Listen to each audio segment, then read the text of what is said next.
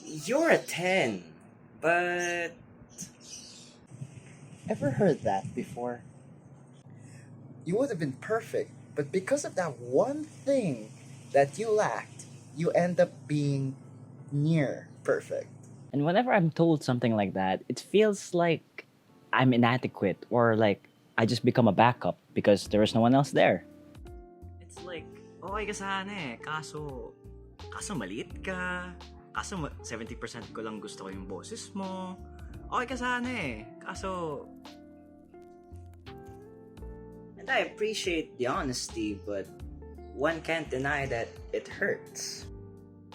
But what if I told you that there's a place where you don't have to be perfect to fit right in? And that is in the arms of the one who made you. Catch you next time. God bless out there. See ya.